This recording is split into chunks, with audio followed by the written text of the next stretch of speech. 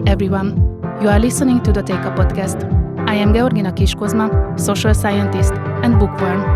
In the TÉKA podcast episodes, we talk about social issues, each time on new topics.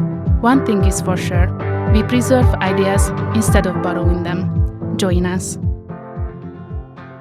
In today's conversation, I'm talking with Michael Severance, philosopher and writer, about what it truly means to read in the world saturated with words, where we are constantly consuming text, but rarely slow down enough to really understand it. Michael, it's great to have you here. Yeah, thank you for having me. Thank you. Lovely to be here. There's so much going on in the world these days, and often it seems contradictory. Culture is no exception. If you think about it, we are surrounded by texts from the moment we wake up until we go to bed. Almost everyone checks the news on their phones right after the alarm goes off and scrolls through social media. Then on the way to school or work, posters and ads are everywhere. Especially in cities, the visual clutter seems to get worse every year. At school or work, we are constantly bombarded with information. During breaks, the phone is back in our hands.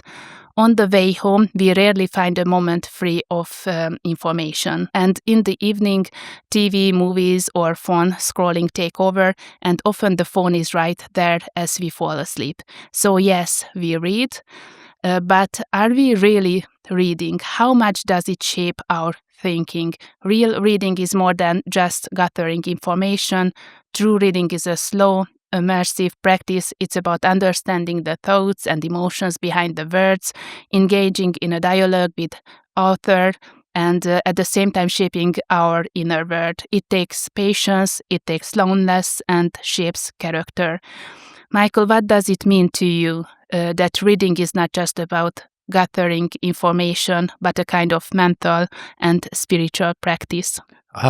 Yeah, this is a great theme of which I've always fought for, this fact that there's a difference between reading and studying. And an little experience that changed my life, it was when I was a student in Oxford for the first time, where I did my graduate work in philosophy and languages. And of course, as American, you ask your friends, what are you studying? That's just what we say in American English. But what are you studying? Or even more American would be, what is your major? Which makes no sense to a Brit. And to which they reply, well, I read law, I read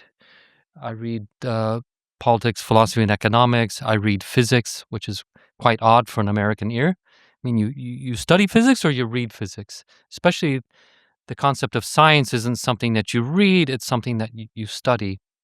So what do Americans imply by the word studying literature as opposed to reading literature? Well, I think the British understand the tradition that it's a self-absorption or total absorption in your area of specialties or your area of interest. So quite typically, an Oxford student will just study physics. That's all they do. They just study philosophy. That's all they do. So it's an absolute, utter dedication, a total absorption in their area of academic interest, and that's what they call reading. And I think that's the deeper sense of what it means to read. It's a total giving of yourself to the book, and it's a total giving of the book's self to you. The studying implies, by American standards, of course, with our utilitarian culture, that we're looking for some type of solution. We're looking some type of practical application in real life to either the poetry we read or the literature we read or the science that we read. For an American, it seeks something to gain from what we are reading. Whereas in the British mentality, which is the European mentality, we're reading more for enjoyment, above all, more to know in its fullness what is found in the literature above us. And this is a whole type of practice, and above all, the European understanding of reading finds its end in a mental or spiritual formation, whereas the reading in the American sense finds its end in innovation and invention, some pragmatic solution. They just have different purposes. But I wouldn't call the the understanding of studying as we do in Americans the same thing as reading above all. I think we couldn't understand the difference. Do you think the way we read today has changed the way we think, argue, or make judgments compared to earlier generations? Yeah, I think the way we read today, you find it in different modalities. First of all, we read too randomly. We don't follow a canon of classics, that we start with. Before we read any type of poetry, we study the dactylic hexameter of Virgil, and we read his bucolics. For example, that would be a way which we start. We learn an order of poetry. We understand how poetry is constructed in some type of syllabic hexameter. There's certain tonality. Poetry was sung. Poetry also told a narrative, a heroic narrative, or it praised nature and God's creation, or the God's creation of nature.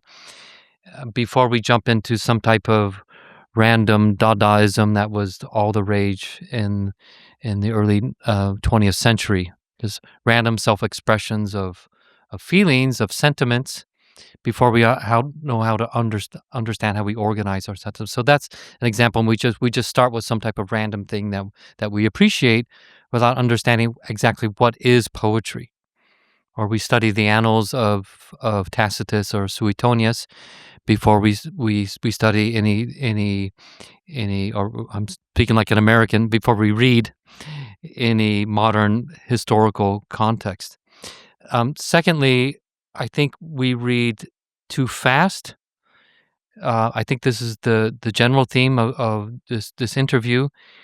We're skimming. This is a great pet peeve of mine. Like, we're skimming literature to find what we need, and the literature should tell us what we need. It's sort of a reversal. I'm seeking to dissect and find within the literature what I need, and I skim, or even worse, I speed read in order to find that context which I need, which has a practical application for at least my exam with the professor, or some type of particular research angle which I'm reading this in particular. So we need to stop reading so quickly or with such great velocity, and that we allow the book to speak to us rather than we speak to the book. And fourthly, I would recommend that we, in the sense that we read too much, we should really follow the practice of actually buying what we read rather than downloading something for free, and stick to it like an owner. We've purchased that book, and we need to own that book and absorb that book and make it part of me before my next purchase, before my next download. So the ways in which we read, in that sense, are divided into what is free stuff and what is owned by the reader. So I recommend also that we purchase more rather than pirate or lift or download for free, which we can find, which is quite a temptation for having a lot on our bookshelf or in our digital library, which we never actually fully absorb and own in that sense.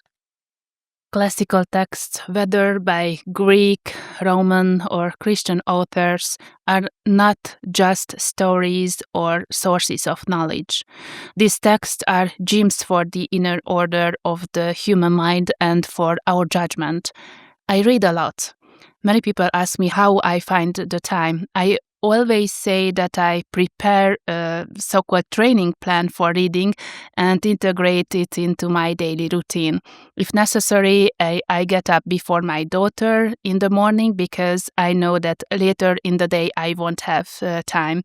My experience is that I have to train my mind for the more difficult texts. I prepare for them as if I were training for a marathon.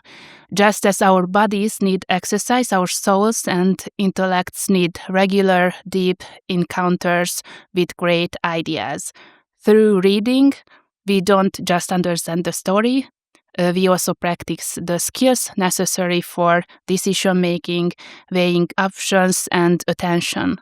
How do you think classical reading shapes a person? How is reading connected to moral judgment and character formation? Well, yes, I think that's the $1 million question in American education at the moment, in which there is now a real revival of classical education. First of all, people are asking, what do we mean by classical? The common definition is it refers to the classical period, which is from the late Republic until the early Empire in Rome. So a good 200 or 300 years, 100 years or so before the birth of Christ, and 200 years afterwards. And that's generally the classical period. But of course, we know that we just can't read Virgil and Ovid and Cicero and Marcus Aurelius and Suetonius and Livy and Pliny the Elder and Pliny the Younger.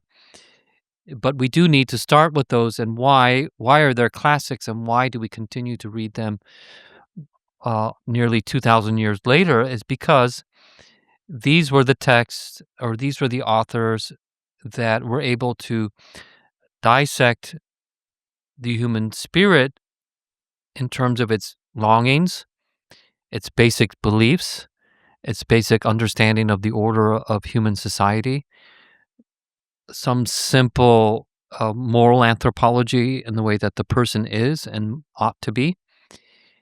And they inspired at least the Romans, who borrowed from the Greeks, to create a golden era of a civilization. So they create certain moral archetypes, certain spiritual and theological archetypes, certain legal and political archetypes that allow the human spirit to at least expand beyond its own dark solipsism, being stuck in the self and existing by oneself. It pulls one outside the self towards an ideal for all humanity, to which we can organize and bond and build around common ideals. I mean, that's why we read the classics, because it provides an example, albeit not a perfect example, especially in the overall Christian paradigm. It sees it as grossly imperfect. But at least they were the major stepping stones to a completion of those ideals. So we start with Plato's dialogues, and we move into Aristotle, and we read Boethius, maybe the first sort of Christian philosophy, and it becomes honed and sharpened in the revival of the classical tradition in Thomas Aquinas and all throughout the Renaissance thinking and in the Enlightenment and the modern project. So in the American search for classics, we're always trying to understand ourselves in terms of a Western civilization.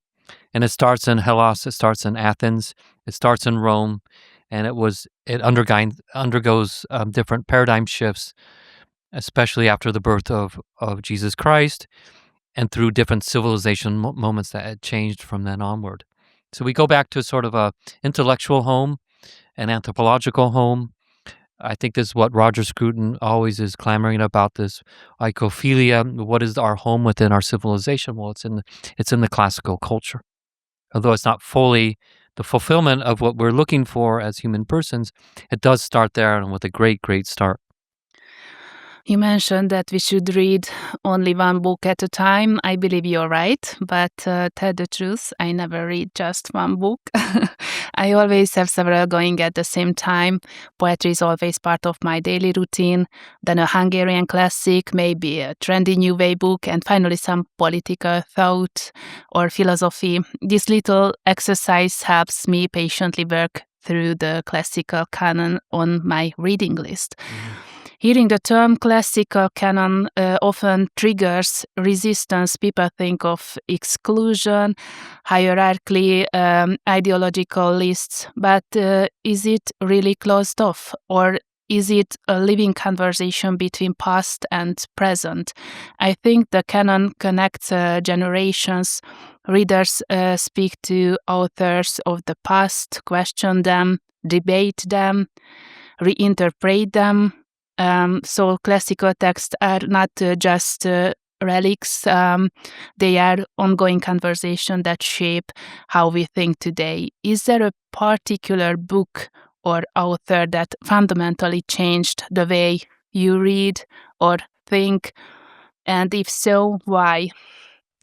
Yeah, I think if I go back to where I fell in love with reading, I would say I go back to the classical uh, American literature, if we can call it classical, but that we're such a young nation, so we only have about three centuries of the novel. Uh, but the book that changed my life was Huckleberry Finn by Mark Twain, and I found particular resonance with that because of this concept of freedom. I mean, basically, it's about a raft trip down the Mississippi, and Jim, the slave, who's in antebellum America, is escaping slavery rafting down the Mississippi. What teenagers would like to go on a rafting trip, first of all? So there's an attraction to adventure, and that there's a spirit that we can escape the state, escape that which controls us, our overlords. But above all, it's a story about two things. It's about dignity, and it's something that resonates deep in my love of philosophy, that we're all born equals in God's eyes. So you have this 13-year-old Huckleberry who agrees to travel and escape and go on an adventure with Jim, the slave refugee, and it's not a story of black and white. It's a story of two persons joined by a love of life, a love of adventure, and we imagine these tales. We don't.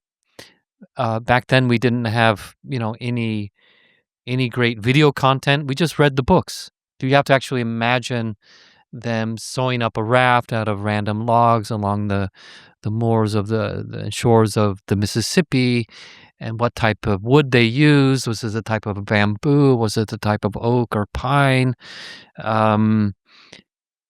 Did they test it out in the water first, and did it all come apart? And as they sunk in the middle of the river and gone back, and you have to actually imagine more than is actually the book tells you, and you enter a level of absorption and understanding how they actually got along and how they actually did it, and of course all the bumbling and jumbling and stumbling that happens along the way. I mean, they get in a lot of trouble, and so the 2 points about dignity and a love of life, and above all, the experience of freedom, that's a joie de vivre that really ignites a love of reading, and a boy reading about Huckleberry, a fellow boy, and a fellow ex-slave. And I think that creates a sort of chase in reading, that you're looking for tales about humanity and what you relate to as a person. And my common chase throughout then is searching for tales of dignity. I fell in love with dignity after reading that book. Two other more deeper philosophical and theological books that influenced me happened more at university level as I started reading philosophy more formally. And the first book that comes to mind was really Miracles by C.S. Lewis, which is, it's a hybrid of philosophy of nature and theological intervention in nature by God. And C.S. Lewis is very critical of those that just don't see miracles in the ordinary. Uh, uh, uh, a little sprig of, let's say, a tree that blossoms into a leaf. The chance of that happening in the universe is 1 to a million billion gazillion. It's impossible. We don't see the beauty in everyday life, the actual ordering of the world into this little miracle before us. It's also goes back to my inspiration in Huckleberry Finn of having this love of life, that we look for a superhero savior to appear at every moment to heal us from disease, to heal us from our mental troubles, to heal us from our economic strife. When God is working every moment in every little tiny nanoparticle that we experience. So that changed my life in terms of seeing a deeper love of life at a very microscopic level.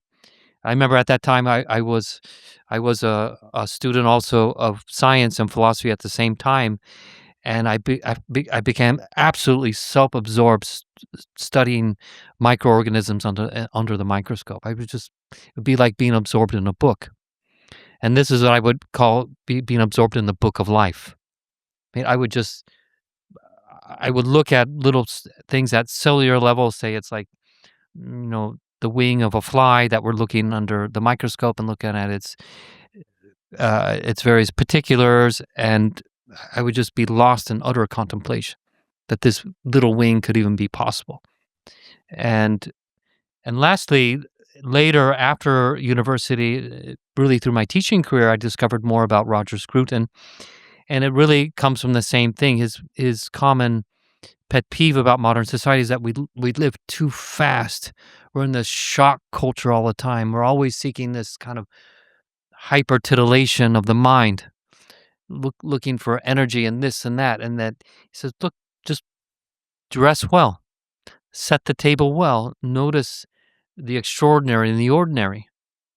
And so this harks back to this original love of life that I'm finding in Mark Twain's Huckleberry's adventures, and we can't we can't find this love of life and constantly finding these powerful experiences before us. It's found in the little things, and this is really the art, I think, of reading slow, is that we start noticing things that are in the minuscule, the random understanding of things that in the smallness of say making how is it possible to make a raft to float down the Mississippi River, and wondering about it and say, wow, that is actually extraordinary that they went down this ferocious river on a couple logs.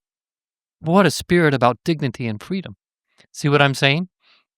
And the slower we read, the more we notice things and its smallness, and it's actually, it turns into a magnanimous, wonderful thing that we stop and contemplate.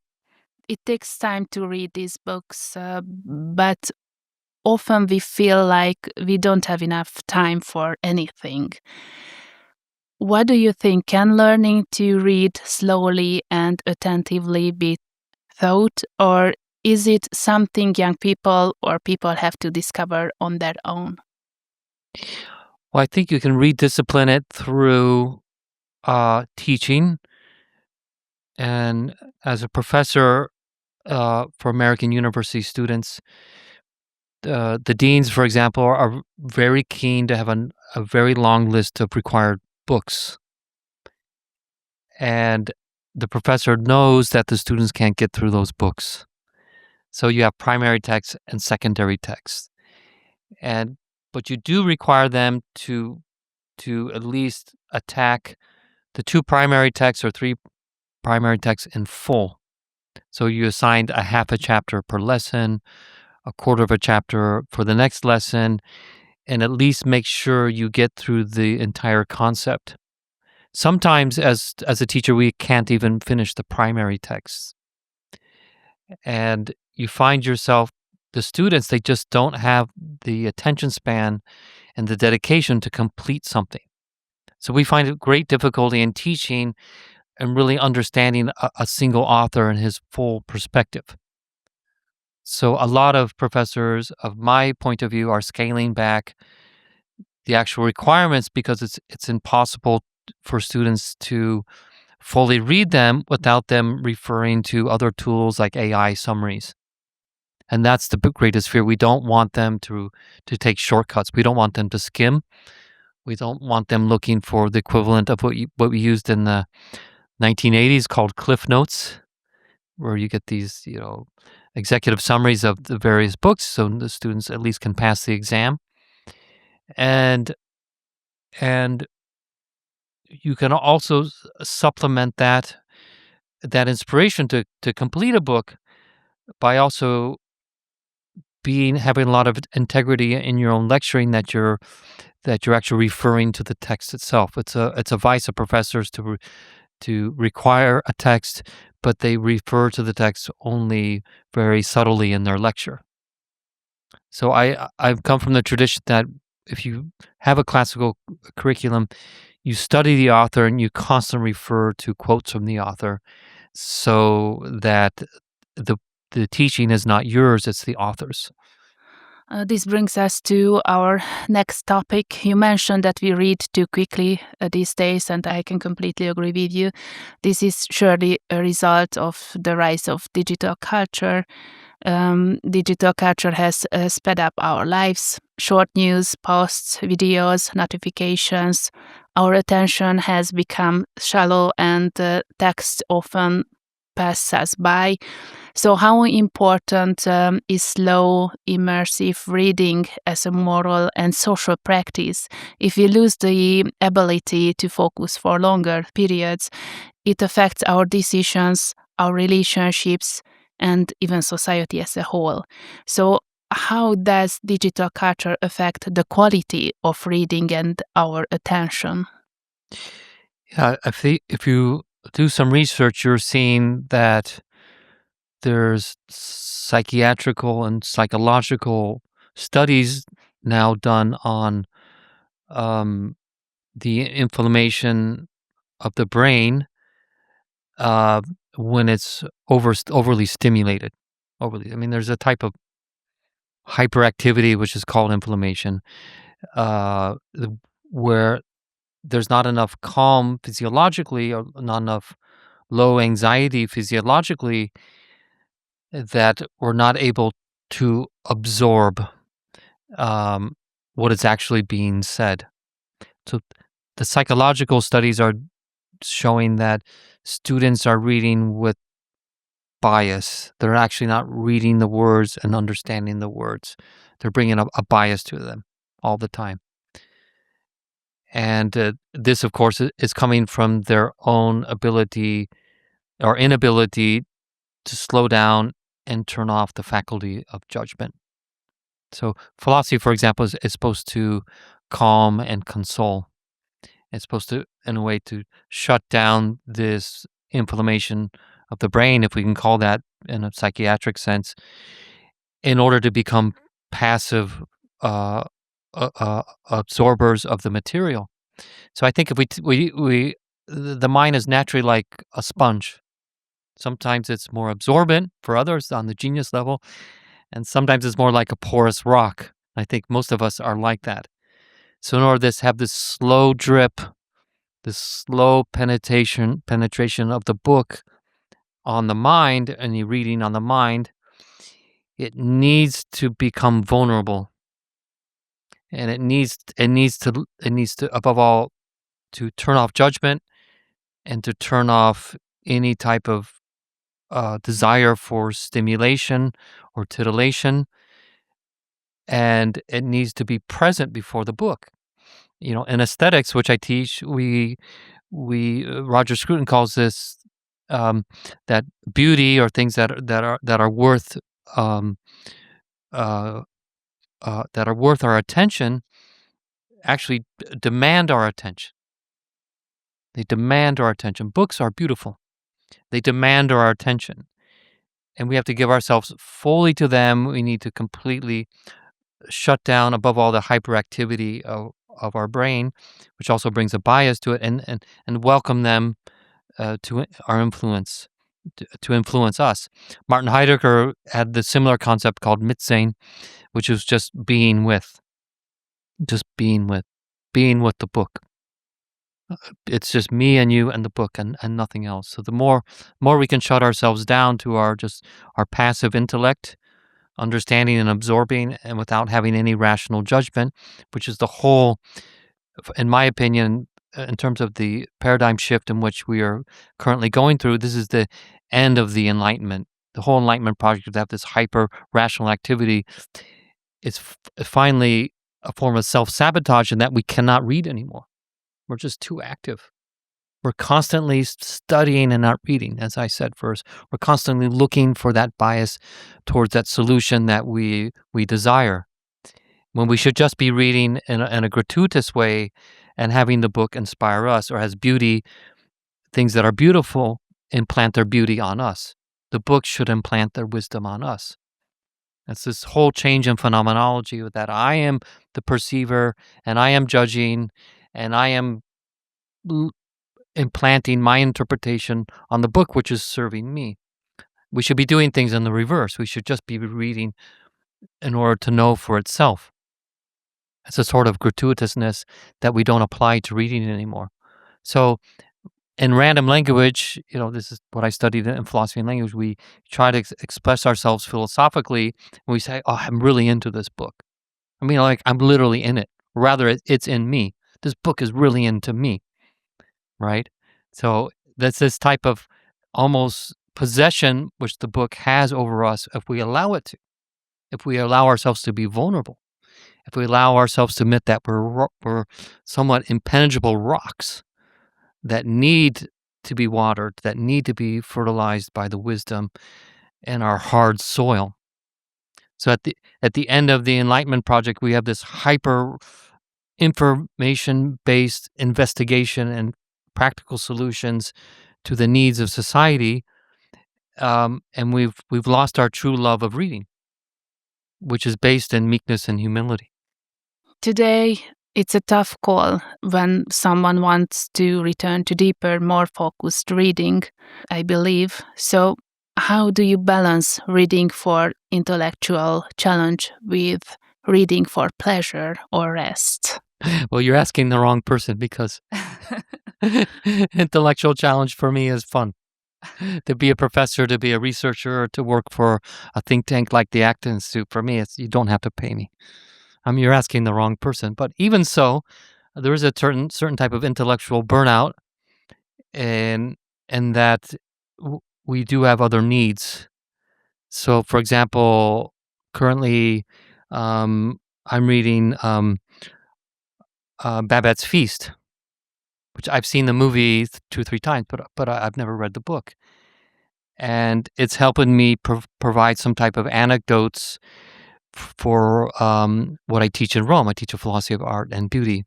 One of the upcoming discussions is about ordinary beauty and meals and what we desire to put on our table and why that's important in everyday life.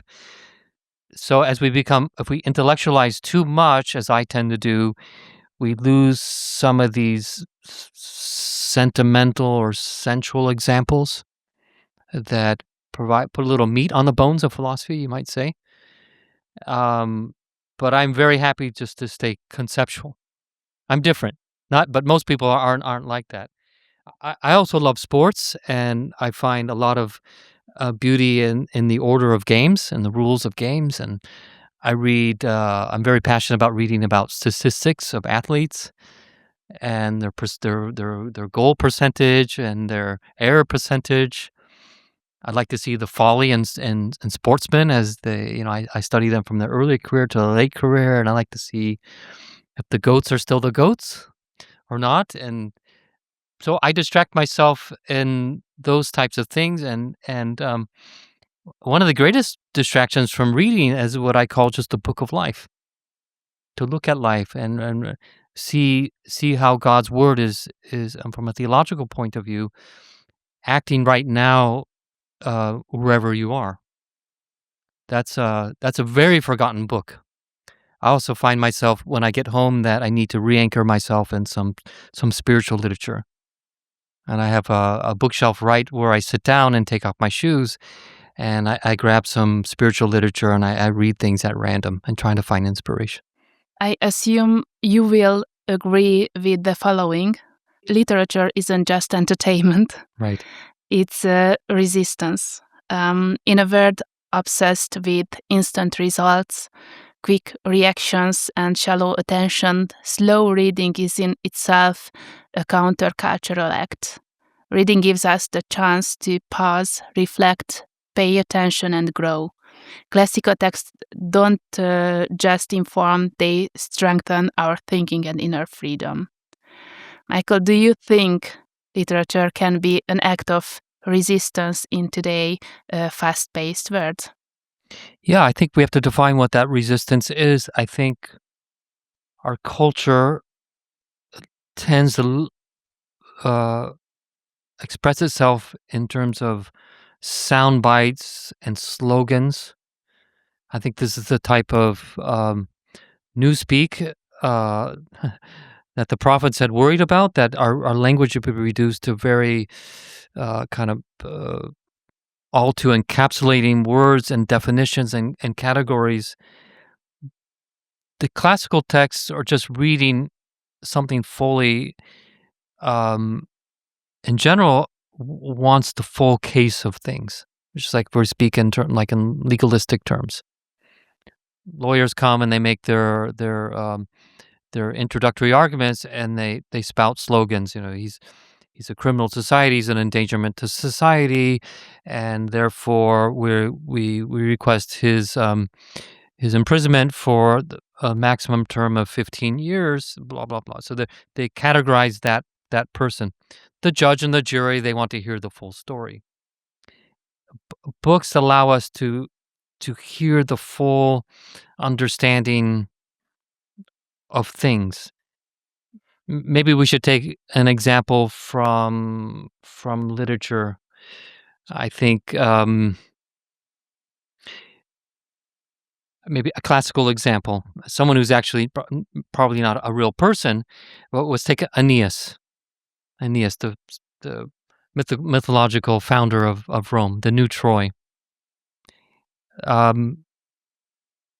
People falsely think that Rome just grew out of a swamp. That's sort of the slogan towards Rome. That's the great empire that grew out of a swamp, as if it were this kind of random bacteria that walked on the shores of the Tiber and slowly became involved into a rational human being and founded as this great civilization. It's this kind of, that's what a modern person might think. Just the whole the Aeneid is this kind of anti-evolutionary metaphor about humanity. We didn't just pop out of the swamp and found a golden era of Rome. It didn't happen. It took, above all, a great act of courage of a man, of pious Aeneas, carrying his father out of burning Rome, abandoning a city he loved that was caught on fire, bringing his son Ascanius with him, leaving those he loved behind in order to trust the gods who had commanded him to leave on a great, great, great adventure with many follies, many tests, many acts of self-doubt, many monsters along the way, many sirens of temptation. It's this whole metaphor of life. In order to found something great, especially a great new city, which would be the seedling for a great civilization, which would be the seedling for a great Western project, it's not a bacteria coming out on the shores of the Tiber and slowly evolving over 1 million years to a first rational person. I mean, those are the types of slogans that I despise. That people reduce things to their to like great simplicity. There's a virtue in that, but it misperceives the grandeur of the human spirit. Whether Aeneas was true or not, it's a perfect anecdote of how we are all called to greatness, but we also must trust. We have to undergo many moments of self-doubt and folly. We must heal. We must heal again and again and again, and we must get to the other shores. This is why we read the full account of something. And that book I read in the original Latin. I've read in English. I've taught it in Latin, and it's something that's very absorbed in my own spirit. And those superficial slogans, I just don't buy. I don't. If I had just read the Aeneid in life, I would have enough mental and spiritual armor to resist those oversimplifications of what the human spirit is. This brings us to the end of today's episode. As we finish today's conversation, maybe the most important takeaway is this: reading isn't just about consuming words or gathering information. It's a practice, a dialogue, a way to train our minds and shape our character. In a world that moves faster every day, taking the time to read deeply is a quiet act of resistance, a chance to pause, reflect, and grow. So whether it's a poem, a classic, or a challenging text, make space for it in your life and let it change the way you think and see the world. I'm grateful to our guest for participating in this discussion and to our listeners for their attention. We hope you will join us again soon. So thank you, Michael, again. Thank you, Georgina. Thank you very much. Thank you for listening to the latest episode of the TÉKA podcast. You can find more content on the Youth Research Institute's website and Facebook page.